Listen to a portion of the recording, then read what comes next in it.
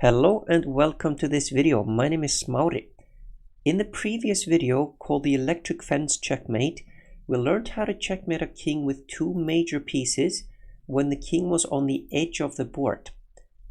In this video, we will also learn how to do that, except the king will now be in the center, and I'm going to show you how to force the king to the edge so that we can do the Electric Fence Checkmate. So first thing to do is to decide where do you want to drive that king. You can decide to drive him to the 8th rank, to the H file, to the 1st rank, or to the A file. It's your choice. So in this example, we're going to force that black king to the 8th rank where he's going to be checkmated. So then what we do is we notice what rank he is on at the moment. So now he's on the 5th rank. And the first thing that we do is to make sure that he can't run in the wrong direction. So that's why we play rook b4. So now we have an electric fence along the 4th rank. Alright, so now it's black to move. He makes a move. And then the other rook comes up. So that's why it's called a stepladder checkmate, because these rooks, they're going to be climbing those steps. So this rook comes up, and I'm going to show you two versions where first he's not going to try to stop us in any way, and then he's gonna try to make our life a little bit more difficult. But here for now he's just gonna play king d6, and the rooks are just gonna take turns coming up like that. So with every rank that we take like that, we're forcing him further up, closer to the edge. So now he's gonna have to go to the 7th rank, and then the other rook steps up, and this forces him to the 8th rank.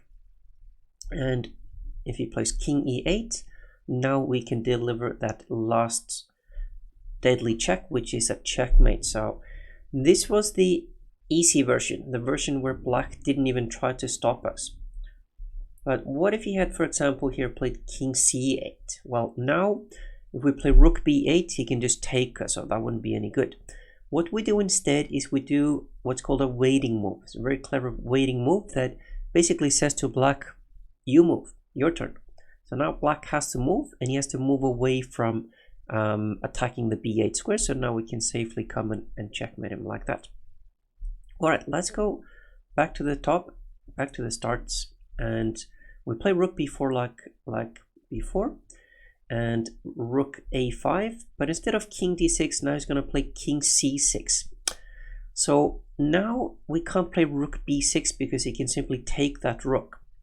So there are a couple of different methods that we can use here. For example, we could do the waiting method that we did before, but we can also just go to the other side of the board, because the rooks, they can move much faster, much quicker than the king can. So at the moment, they're all on the queen side. So if we go over to the king side of the board, this rook is now far away from the king, and he can't really get him. If the king voluntarily gives up the rank that he's on, we say thank you, and we just take the rank. So that's one rank less to worry about, and one rank closer to checkmate. If he plays king d6, tries to stay on the rank, now we can come and take it with that rook. And let's say he attacks this rook now. So now he's threatening our rook. What we do is we just run as far away from him as we can, but still keep control of the 6th rank.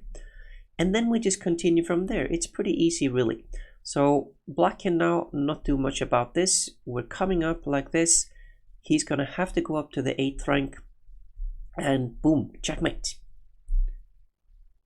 All right, now let's have a look at an example where we have a queen and a rook instead of two rooks. This is going to be just the same, except it's going to be even easier. So what do I mean by that? Let's have a look.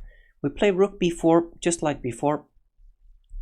If he comes and attacks us, we don't have to run away like we did before, because the queen, she can come and protect the rook at the same time as she takes the 5th rank. This will force him up to the 6th rank, and now the rook and the queen, they're just going to climb those stairs, walk that step ladder, and the rook comes up and is protected by the queen. That's very important, because the king can't take that rook. He simply has to retreat to the 7th rank, and the queen can come and take that rank and protect the rook at the same time. The king has to come up, And now the rook comes up and says checkmate. So these were two examples of a horizontal checkmate where we did electrical fences, but let's also have a look at a vertical example where now we want to drive the king to the A file. So at the moment he's on the D file and we want to drive him to the A file. So then what file do we take first? And the answer is we take the E file. So we could have just as easily used the other rook, but we play rook e2 here and take the E file. This is just to make sure that he can't run in the other direction. So because we're trying to push him to the left, and this just makes sure that he can't go to the right. So if he plays king d6, he's making our job pretty easy. Now the other rook comes, takes the D file, and this pushes him further to the left, to the C file. And then the other rook comes, takes the C file, this pushes him to the B file. And as you can see, the rooks just take turns. So this rook comes to the B file, and the king is now forced to the A file. And then the last move is rook a2 checkmate. So pretty simple when you know the technique. Let's have a look at what happens if he tries to make it a little bit more difficult for us. So instead of going to king d6, he plays king d4. And we play rook d1 just like before. And now he comes down to c3. So we can't really play rook c2 now. That would be a bit of a mistake because now he can simply take us. So we don't want that. But just like before, we can just go to the other end of the board. So we're just going to move our rooks up to the other end. So we can play, for example, here, rook e8, go far away from that king. And he comes and attacks our rook on d1. Do we want to lose that rook? No. We're going to move that rook away, far away, all the way up to d7. Notice how we didn't go to d8 because then we would have been blocking the other rook. He needs to be able to move to the left. So now we just continue. The king is far away and can't really do anything. The rook on d file on d7 has the d file covered, and the rook on e8 goes and takes the c file. This will push him to the b file, and then we play rook b7. This will push him to the a file, and then the final move, rook a8 checkmate. So that was the stepladder checkmate using a lot of electric fences to force the king to the edge of the board where he gets checkmated. This method of checkmating, along with the kiss of death checkmate, is among the very most common ways of checkmating. So make sure that you master this method. This is how many games are won and lost. All right, I thank you very much for watching this video and see you in the next one. Bye bye.